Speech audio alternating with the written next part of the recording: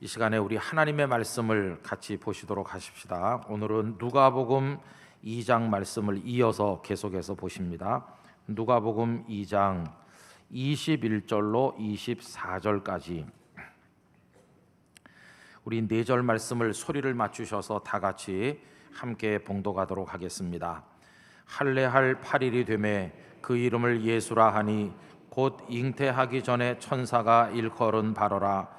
모세의 법대로 정결 예식의 날이 참에 아기를 데리고 예루살렘에 올라가니 이는 주의 율법에 쓴 바 첫 해 처음 난 남자마다 주의 거룩한 자라 하리라 한 대로 아기를 주께 드리고 또 주의 율법에 말씀하신 대로 산비둘기 한 쌍이나 혹은 어린 집비둘기 둘로 제사하려 함이더라. 아멘.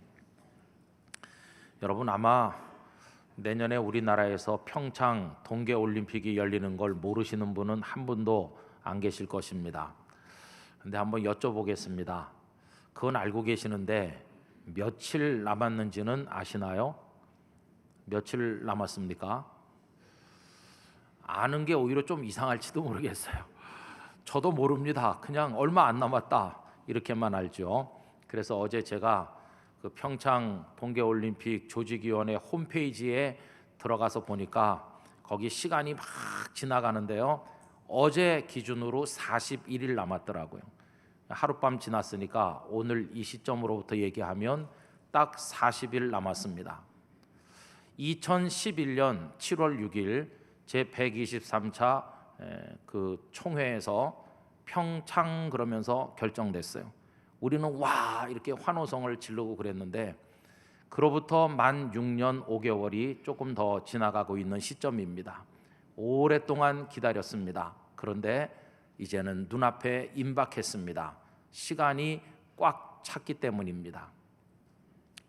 여러분, 우리 인생이라고 하는 것은 시간의 흐름과 더불어 이루어지는 게 아니겠습니까? 시간은 우리 앞에 흘러가고 어느 시점에 가면 시간이 꽉 차고 그때 어떤 일이 일어나기도 하고 우리가 무슨 일을 하기도 하면서 우리 인생이 흘러가고 있습니다. 오늘 읽은 본문 속에서도 그거를 느껴볼 수가 있는데 우리 예수님께서 베들레헴에 탄생하셨습니다. 예수님께서 베들레헴에 탄생하실 때나 지금이나 시간은 똑같습니다. 그때도 하루는 24시간 그리고 1시간은 60분이었고 지금도 똑같습니다. 시간이 흘러가는 속도도 그때나 지금이나 똑같지 않겠습니까? 예수님 탄생하시고 하루, 이틀, 사흘 시간은 끊임없이 흘러서 드디어 8일째가 되었습니다. 그때 무언가를 해야 되는 날이 된 것이죠. 그래서 요셉과 마리아가 한 것이 무엇이었습니까? 예수님께 할례를 행하고 이름을 붙인 것입니다. 그게 오늘 본문 21절에 나와 있습니다. 할례할 8일이 되매 그 이름을 예수라 하니 곧 잉태하기 전에 천사가 일컬은 바로라. 그래서 할례를 행하고 하나님께서 지으신 예수라는 이름을 붙이게 되었습니다. 여러분, 예수라는 이름의 뜻이 무엇입니까? 그 뜻은 구원하시는 분, 그런 뜻입니다. 그게 담겨 있는 말씀이 마태복음 1장 21절인데 화면을 보시면서 다 같이 읽어보십시다. 아들을 낳으리니 이름을 예수라 하라. 이는 그가 자기 백성을 그들의 죄에서 구원할 자이심이라 하니라. 아멘. 하나님께서는 저와 여러분을 얼마나 사랑하시는지 독생자의 이름까지도 구원자라는 뜻이 담긴 예수라는 이름을 붙여주심으로써 우리를 향한 사랑을 표현하신 좋으신 하나님이십니다. 여러분, 예수 그리스도를 통해 주어진 이 생명의 구원이 여러분의 것이 되시기를 기원하고 그 구원이 가져다주는 기쁨과 풍성한 축복 가운데 살아가시게 되기를 원합니다. 그리고 시간이 또 계속 흘러서 예수님 탄생하신 지 이제 40일째가 된 것입니다. 그날은 무엇을 하는 날인가? 정결 예식을 행할 때가 된 것입니다. 모세 율법에 의하면 여인이 남자아이를 낳으면 7일 동안 부정하고 또 33일이 더 지나면 정결 예식을 거행해서 하나님 앞에 깨끗하다 이렇게 인정받도록 하셨는데 그 이야기가 구약성경 레위기 12장 2절 이하에 나오고 있습니다. 이스라엘 자손에게 말하여 이르라. 여인이 임신하여 남자를 낳으면 그는 이레 동안 부정하리니 곧 월경할 때와 같이 부정할 것이며 여덟째 날에는 그 아이의 포피를 뵐 것이요 그 여인은 아직도 33일을 지내야 산혈이 깨끗하리니 정결하게 되는 기한이 차기 전에는 성물을 만지지도 말며 성소에 들어가지도 말 것이며 라고 되어 있습니다. 그래서 예수님 낳은 마리아와 요셉도 이 날짜가 됐을 때 정결 예식을 거행하기 위해서 예루살렘에 올라갔고, 그 이야기가 22절에 나와 있습니다. 모세의 법대로 정결 예식의 날이 참에 아기를 데리고 예루살렘에 올라가니라고 되어 있습니다. 여러분, 시간이 흐릅니다. 8일째가 되니까 할례를 행하고 예수라는 이름을 붙였습니다. 또 시간이 계속 흘러서 40여일 지났을 때는 정결 예식을 행하기 위하여 예루살렘으로 올라갔습니다. 시간은 흐르고 그 속에 어떤 날이 차면 뭔가가 이루어지는 이런 형태, 그게 우리 인생의 모습인 것입니다. 2017년도가 흘러서 오늘 마지막 날이 됐습니다. 이 한 해 동안에도 시간은 계속 흘렀고, 우리는 때가 됐을 때 아이를 학교에 보내기도 하고 또 뭔가를 하기도 하면서 그 시간의 흐름에 맞추어 우리 할 일을 하면서 오늘 여기까지 살아왔습니다. 여러분 기억하십니까? 2017년 1월 1일은 주일이었습니다. 그래서 송구 영신 예배를 드릴 수가 없어서 예배를 드리지 못한 채 1월 1일 신년 주일을 지켰었습니다. 그런데 송구 영신 예배를 드리든 안 드리든 상관없이 우리 마음은 예년이나 다를 게 없었습니다. 하나님께서 새로운 시간을 주신 데에 대한 감사를 가지고 우리 앞에 365회의 새날이 다가올 거라고 하는 그런 마음으로 출발을 했는데, 어느새 364일째가 다 지났고 오늘 그 마지막 날, 이 날을 우리들은 맞이하게 된 것입니다. 아마도 오늘 같은 날보다 시간에 대해서 더 많은 생각을 하는 날은 별로 없을 것이라고 느껴집니다. 여러분, 시간의 빠름에 대해 두려움을 느끼기도 하고 또 속절없이 흘러간 그 시간들을 아쉬워하기도 하고, 무엇보다 그 시간을 낭비하고 혹은 잘못된 데 사용한 것에 대한 자책이 많이 있는 채로 오늘 우리는 이 예배를 드리고 있는 거 아니겠습니까? 내년을 맞이하면 내년에도 시간은 계속 흘러가게 될 것입니다. 이 시간의 흐름과 함께 인생도 같이 흘러가게 될 것입니다. 여러분, 시간의 흐름 속에 살도록 이 땅에 보내진 우리들은, 믿음의 사람들은 어떤 의식을 가지고 시간 속에서 그리스도인다운 삶을 살아나가야 되는 것이겠습니까? 우선 가장 기본적으로 저는 우리 땅끝교회 성도님들께서 시간의 흐름과 그 시간의 압박이 주는 모든 것에 대해 조금 더 민감한 반응을 가지면서 살아가셨으면 하는 마음이 있습니다. 여러분, 우리를 몰아붙이는 것들이 많이 있지만 시간처럼 무섭게 재촉하는 것은 없다고 생각이 듭니다. 저는 목사가 돼서 설교하는 사람으로 수십 년을 살고 있습니다.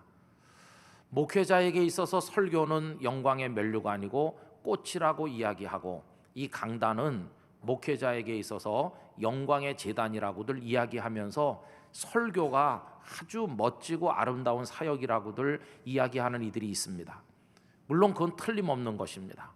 그러나 설교가 목회자에게 축복이긴 하지만 동시에 말할 수 없는 부담이고 두려움이기도 합니다. 왜냐하면 부정한 마음 가지지 않았습니까? 부정한 입술을 가졌잖아요. 그런 인생들이 어떻게 온전하시고 거룩하신 하나님의 마음을 알아서 그 말씀을 대언할 자격이 있겠습니까? 자격이 없는데 하나님께서는 그럼에도 불구하고 몇몇 사람들을 선택해서 이 사역을 감당하도록 하셨기 때문에 어쩔 수 없이 문자 그대로 두렵고 떨림으로 이 설교 사역을 감당하고 있는 것입니다.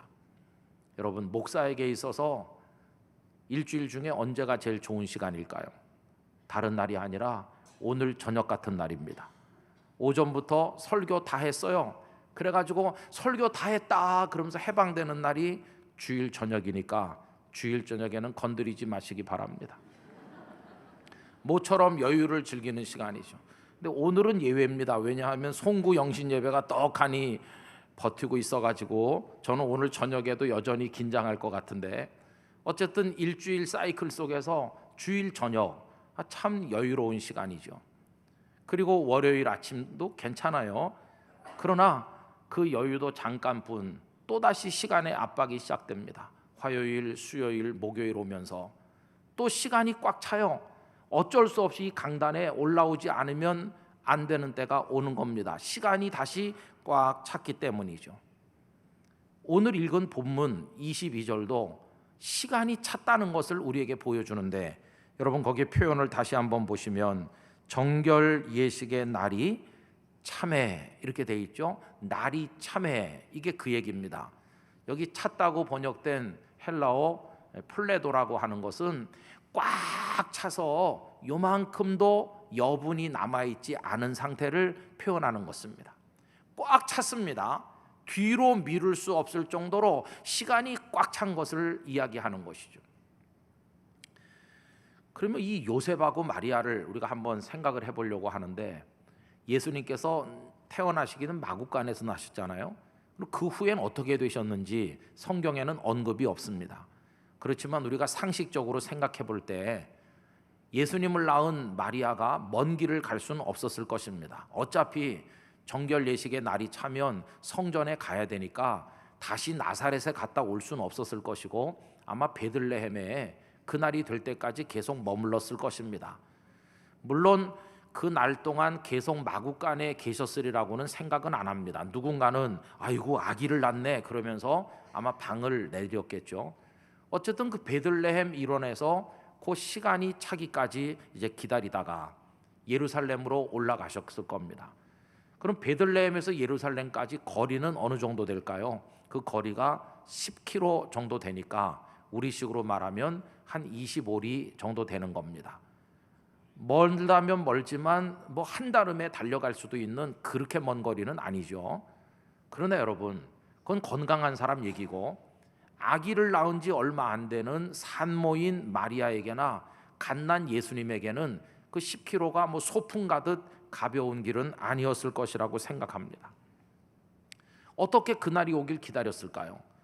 아마 예수님의 할례를 하던 그날 두 내외는 이런 얘기를 나누었을 것입니다. 이제 한 30여일 좀 더 지나면 우리 정결 예식도 해야 되는데 성전에 가야 되겠죠. 아, 그렇지.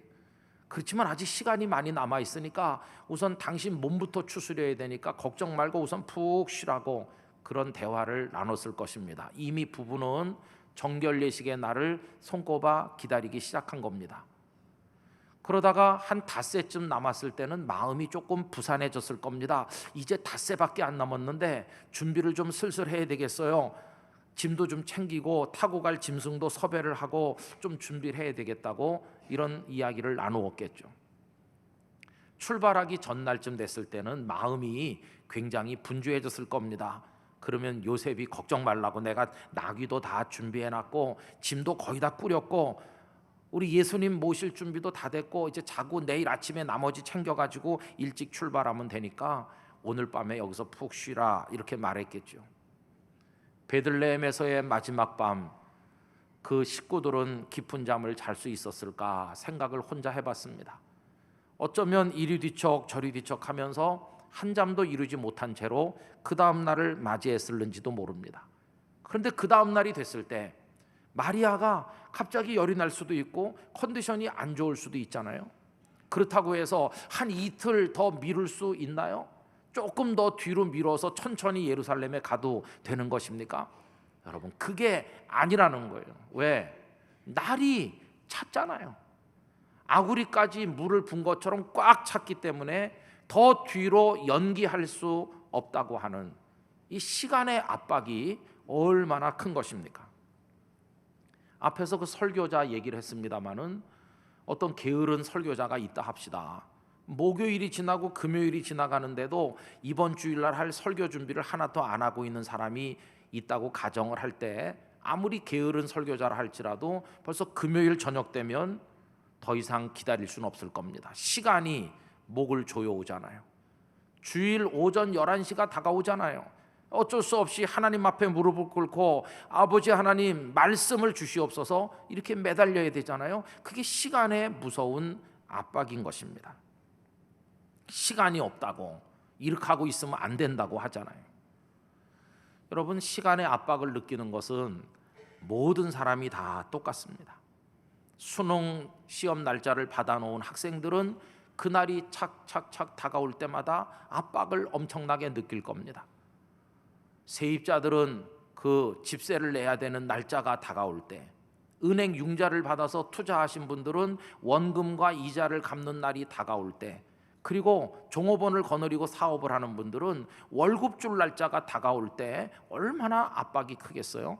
이 시간의 압박을 견디다 못해서 사업도 정리하거나 차라리 세상을 그만 살아야 되겠다고 자포자기하는 이들도 종종 우리가 보고 있지 않습니까? 여러분, 이 압박이 참 견디기 힘든 것입니다. 저는 오늘 이 예배 나오신 우리 땅끝교회 성도님들께서 가능하다면 이런 압박의 무서운 틀 속에 갇히지 말고 좀 편안하고 좀 느슨한 인생을 살아가시게 되기를 바랍니다. 좀 인생의 틀을 다시 재편하고 우리를 압박하는 것을 좀 벗어나서 조금은 여유롭게 살아갈 수 있게 되시기를 바라는 것입니다. 완전히 벗어날 수는 없겠지만 그래도 가급적이면 덜 압박을 당하면서 살도록 우리 삶의 패턴을 좀 바꿔보는 거, 그것도 좋은 거 아니겠습니까? 그런데 여러분, 우리가 노력을 해서 시간의 압박을 덜 받거나 전혀 안 받게 산다 할지라도, 그러나 모든 사람이 받을 수밖에 없는 압박이 하나 남아 있습니다. 그게 뭐냐 하면 언젠가는 이 세상을 떠나야 된다는 그 마지막 날이 주는 압박인 것입니다. 그 마지막 날 이 세상을 하직하고 떠나야 된다는 그날의 압박이 우리 앞에 점점 다가오는 게 아닙니까?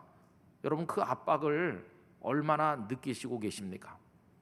참 이상한 것은 세입자가 그 집세 내는 날짜, 수능 받은 날짜 받은 학생이 그 날짜에 대해서 느끼는 압박, 이런 건 큰데 대부분의 많은 사람들이 인생의 마지막 날이 주는 압박에 대해서는 별 반응이 없는 것처럼 보이는 거, 그게 이상한 날입니다.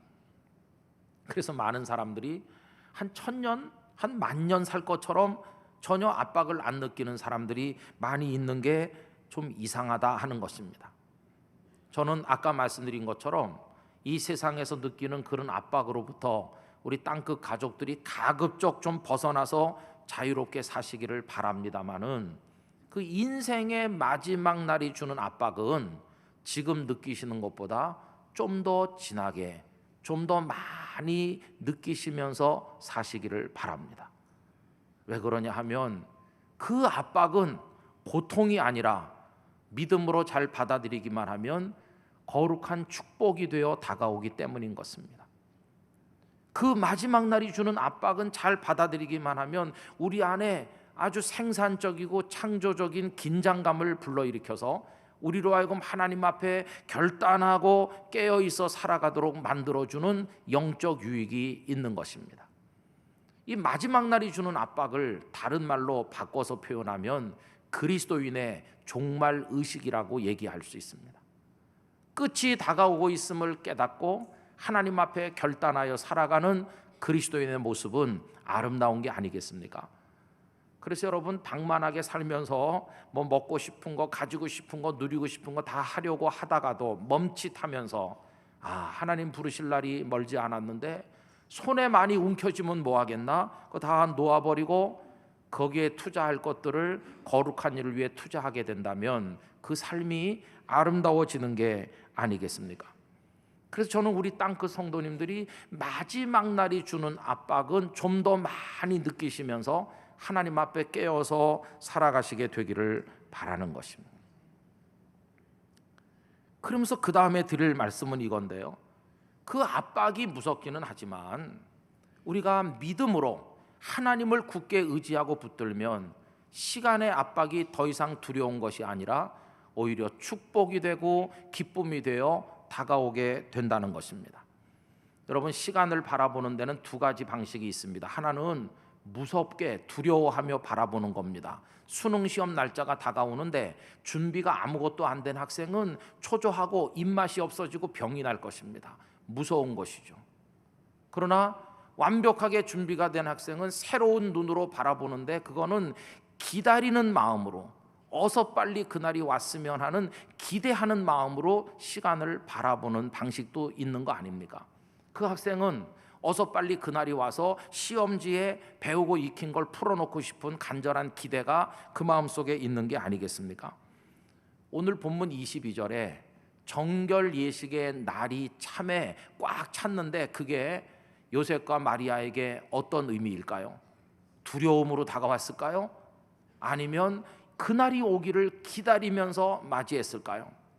여러분, 날이 찼다는 것은 마리아와 요셉에게 두려운 날이 아니라 그날이 오기를 간절히 기다렸는데 드디어 정결 예식의 날이 왔구나, 하나님 감사합니다, 그렇게 맞이한 날임을 알 수가 있다는 것입니다. 우리 두 사람에게 하나님의 아드님을 낳고 보살피는 이 거룩한 사명을 주셨고, 그리고 그분이 이 땅에 오셨고, 이제 그 날짜가 돼서 정결 예식을 행할 수 있게 여기까지 이끄신 하나님 감사합니다. 그날은 기다리는 마음으로 맞이한 날이었다 하는 것입니다.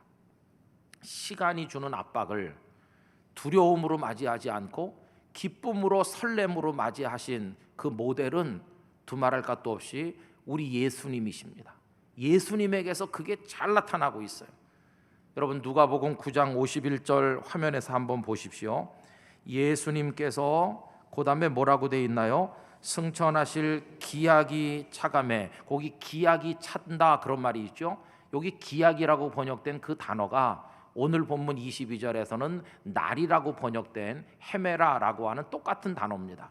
한 번은 날로 번역됐고 하나는 기약으로 번역됐어요. 그런데 날이 참해 하는 것과 똑같죠. 기약이 차감해. 예수님 어떻게 하셨습니까? 예루살렘을 향하여 올라가기로 굳게 결심하셨다 그랬습니다. 예수님께서는 왜 예루살렘에 가시려 하신 것일까요? 예루살렘에 가면 지금 뭐가 기다리고 있습니까? 예수님 예루살렘에 가면 가룟 유다에게 배반당하실 겁니다. 팔려 넘겨질 것입니다. 모진 수욕을 겪으실 것입니다. 그리고 십자가에서 처참하게 죽으실 겁니다. 지금 예루살렘에서 기다리는 건 그겁니다. 근데 이상하죠? 우리 같으면 그 죽음이 기다리는 걸 아신다면 가능한 예루살렘에 올라가는 날짜를 뒤로 늦추고 가능한 예루살렘에서 멀리 떨어진 곳에 머물고자 할 게 아니겠습니까? 근데 예수님께서는 거기 무슨 좋은 일이라도 있는 것처럼 반드시 예루살렘에 올라가려고 굳게 결심하시고 앞장서서 예루살렘으로 가셨다는 겁니다. 아니, 도대체 어떻게 그렇게 하실 수가 있었을까요? 그래서 우리가 성경을 정확히 읽어야 되는 것이죠. 여러분, 9장 51절을 다시 보시면 이래요. 예수님께서 그 다음에 뭐라고 돼 있나요? 승천하실 기약이 차감해. 할렐루야. 이게 아주 독특한 예수님의 시선을 보여주는 겁니다. 거기 성경 본문이 예수님께서 십자가 지고 죽으실 기약이 차감해 이렇게 적지 아니하고 승천하실 기약이 차감해라고 적는 건 놀라운 것입니다. 십자가가 없는 건 아니죠. 예수님의 눈도 십자가를 보고 계시죠. 그러나 예수님은 십자가만 바라보시는 분이 아니셨습니다. 예수님은 눈을 더 멀리 더 높게 드셔서 그 뒤에 있는, 십자가 뒤에 있는 하늘의 하나님께서 내려주실 영광을 바라보고 계셨던 것입니다. 십자가 뒤에 뭐가 있습니까? 부활의 영광이 있습니다. 하늘로 올려지시는 영광스러운 승천이 기다리고 있는 것입니다. 그래서 주님은 죽음을 보고 좌절하시는 분이 아니라 죽음은 잠깐 지나가는 과정에 불과한 것이고 그 너머에 부활이 있고 승천이 있다, 그걸 바라보신 주님이시기 때문에 십자가 같은 거 개의치 않으시고 예루살렘으로 올라가기로 굳게 결심하실 수 있었다는 것입니다. 이게 예수님의 독특한 시선이었습니다. 그러다 보니까 날이 차서 예루살렘으로 갈 날이 왔지만 도망치지 않으시고 예루살렘으로 올라가셨고, 또 날이 차서 겟세마네에 오를 날이 됐을 때 겟세마네 동산에 가셨고, 또 날이 찼을 때 당당히 골고다 언덕에 올라가셨고, 그랬더니 또 사흘이 지나 날이 차니 무덤 문을 열고 부활 승천하신 것입니다. 그리고 날이 찼을 때 영광의 보좌 우편에 앉으시고 만왕의 왕이 되시고 만주의 주가 되신 우리 예수님이 아니십니까? 교우 여러분, 이 예수님의 시선을 우리도 가지게 되기를 간절히 기원하는 것입니다. 우리가 고난당하고 시간의 흐름에 따라 어려움 많이 당하지만 잠시 밟는 우리의 환난보다 장차 하나님께서 우리에게 주실 영광이 훨씬 더 크다는 걸 안다면, 우리도 시간과 정면으로 맞서서 날이 차면 고단한 일도 하고 날이 차면 어려운 일도 극복하고, 그러면서 시간 속을 달려나가는 믿음의 사람이 될 수 있을 줄로 믿습니다. 그러면서 우리는 예수님에게 부활을 주시고 영광의 승천을 주신 그 하나님께서 오늘 우리에게도 은혜를 주실 걸 믿는 믿음을 가지고 시간 속 여행을 해야 될 줄로 믿습니다. 그 하나님을 의지하면 우리에게 다가오는 시간의 압박이 변해서 축복이 되고 은혜가 되는 것을 경험하게 되는 것입니다. 아까 설교자 얘기를 했는데요, 막 시간이 돼서 설교하기가 두렵지만 마지못해 억지로 올라오던 설교자라 할지라도 어느 날 은혜를 받고, 이 설교가 두렵지만 오히려 이 설교를 통해 하나님께서 나와 성도들에게 큰 은혜 주실 줄 믿습니다. 이 믿음이 생기면 더 이상 두려워하는 게 아니라 기쁨으로 그 시간에 대처해서 이 자리에 서게 될 게 아니겠습니까? 여러분, 교회를 섬기는 것도 쉬운 건 아니죠. 정한 시간에 나와 예배드리고 헌금을 드리고 전도하고 봉사하고 찬양대하고 교사하고 또 여전도에 남선교회 하는데 다 속이 나랑 같은 사람도 아니고 성격도 다르고 다 다른 분들끼리 의견 충돌도 있고 화도 나고 어떤 땐 속된 말로 짜증도 나죠. 그런데 어떻게 또 하다 보니까 시간이 흘러서 주일날 11시가 되니 안 갈 수도 없고, 그래갖고 또 오시고, 또 한 그 전에 되니까 찬양대 가기 싫은데 또 안 갈 수도 없고, 그래서 오셨어요?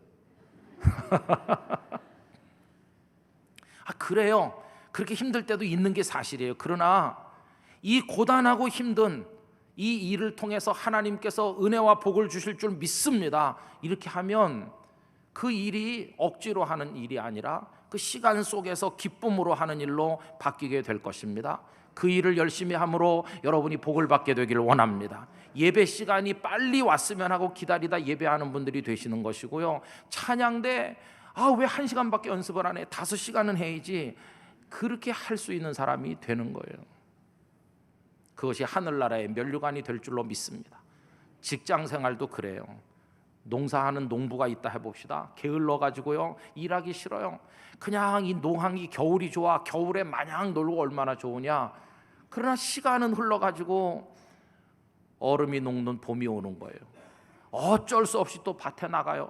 궁시렁대면서 하기 싫은데, 그렇게 일하던 농부라도 하나님의 은혜인 줄로 알고 믿음으로 주님을 붙들고 이 농사를 통해 가을에 내게 주실 풍요로운 결실을 바라봅니다. 이런 마음을 가지게 되면 미리 준비했다가 땅이 채 녹기도 전에 나가 밭을 갈고 파종을 하고 열심히 농사할 때 그는 가을에 풍성한 수확을 거두는 행복한 하나님의 농부가 될 줄로 믿습니다.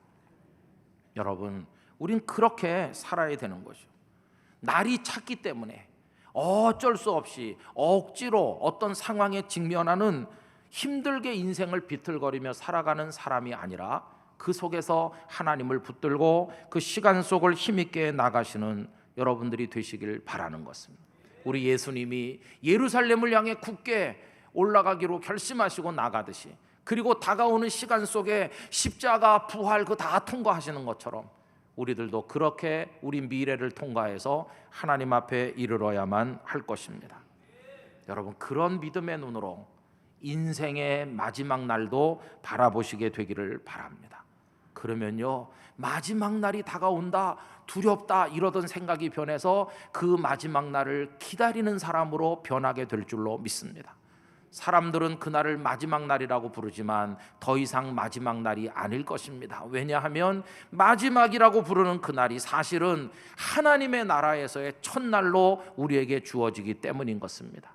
하나님은 우리를 부활시키시고 영원한 생명의 나라 천국을 주시기에 이 땅의 마지막 날은 하늘나라의 첫날로 우리에게 축복이 되어 나타나게 되는 것입니다.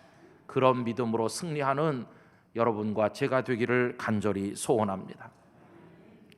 이제 잠시 후에 우리가 찬송을 부를 텐데, 때 저물어서 날이 어두니, 부르노라면 마음이 좀 슬퍼지기도 하고 가라앉기도 하는 그런 찬송을 이제 부르려고 합니다. 이 찬송에는 다음과 같은 이야기가 있어요. 1847년 라이트라고 하는 목사님께서 가사를 만드셨어요. 그런데 그 사모님이 이 찬송을 두고 이렇게 얘기했습니다. 이 찬송은 큰 슬픔 속에서 태어났습니다. 그날도 우리 부부는 늘 그러했던 것처럼 해가 석양으로 지는 찬란한 모습을 함께 바라보고 있었습니다. 휘황찬란한 황금빛이 사라지자 남편은 연필을 꺼내 작사를 시작했습니다. 이 찬송은 땅에서 모든 것이 사라진 그 저녁에 작사되었습니다. 그 무렵 이 라이트 목사님은 자신이 살 날이 얼마 안 남았음을 느끼고 있었습니다. 왜냐하면 결핵이 너무 심하셨기 때문입니다. 그래서 오랫동안 섬긴 그 교회에 사표를 내고 성도들 앞에서 마지막 고별 설교를 하게 됐습니다. 사랑하는 형제 자매 여러분, 잠시 병세가 호전되어 여기 서 있지만 저는 언젠가 조만간 죽게 될 것입니다.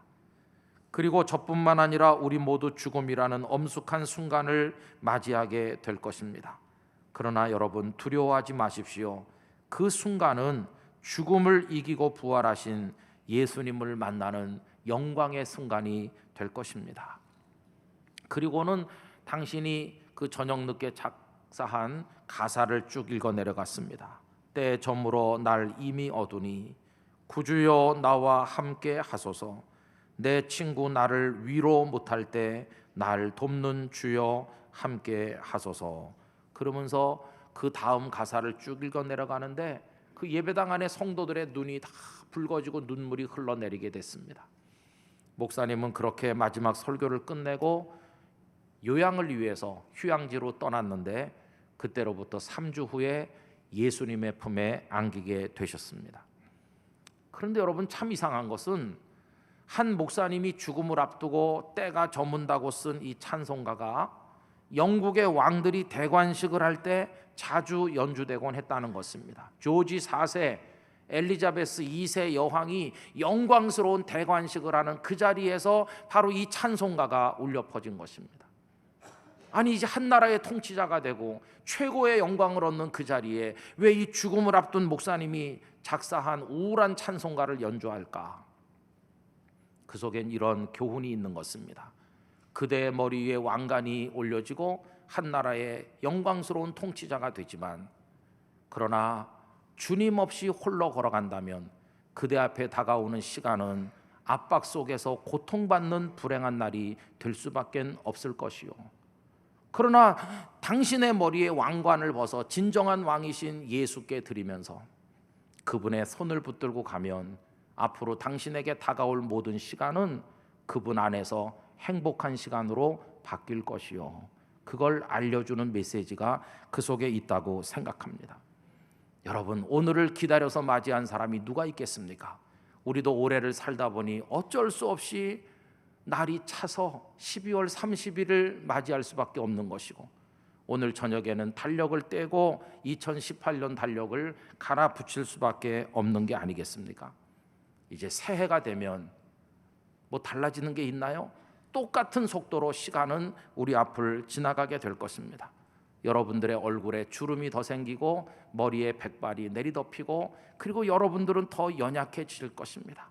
그러나 분명한 한 가지 사실은 예수님 없이 걸어가면 그 시간이 목을 졸라오는 압박으로 두려움으로 다가오겠지만, 우리 주님 꼭 붙들고 나가면 주님 안에서 행복한 시간이 되고 압박이 변하여 영광이 되는 것을 경험하게 될 것입니다. 여러분, 그렇게 살아서 하나님 나라에 이르는 그날까지 이 시간 속에 승리하시고 열매 맺는 여러분들이 되시기를 주님의 이름으로 축원합니다. 한 해 동안 사신다고 다 애쓰고 수고하셨는데 여러분의 눈에 눈물 닦아주시는 하나님께서 새해 한 해 동안 동행하시기를 예수님의 이름으로 축원합니다. 다 같이 기도하겠습니다.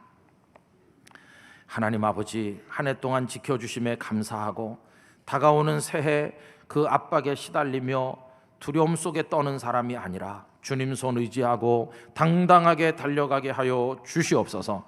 다 같이 한 목소리로 기도하겠습니다. 할렐루야. 거룩하신 나의 하나님 아버지, 감사와 찬송과 영광을 아버지 하나님 앞에 올려드립니다.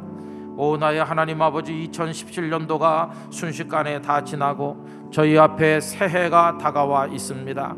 아버지 하나님, 한 해 동안에 하나님 앞에 받은 은혜가 얼마나 큰지 그다 망각하고 살았던 것을 용서하시고 이제는 하나님 없이 걸어가는 삶이 아니라 다가오는 새해 주님 손에 의지해서 나갈 수 있도록 저희들을 인도하여 주시옵소서. 고난을 보지 말고 그 이후에 영광을 보게 해 주옵소서. 아멘. 아버지 하나님, 한 해를 지키신 은혜 감사하며 다가오는 새해 주님 안에 출발하게 되기를 원합니다. 우리의 시선을 눈앞에 있는 고통에 두지 말게 하시고 예수님처럼 눈을 들어 그 뒤에 있을 하나님이 주실 영광을 바라보게 하여 주옵소서. 그래서 하나님 의지하고 당당하게 달려 이 세상의 승리자로 우뚝 서고 영원한 천국의 백성으로 들림받게 하여 주옵소서. 예수님의 이름으로 기도드리옵나이다. 아멘.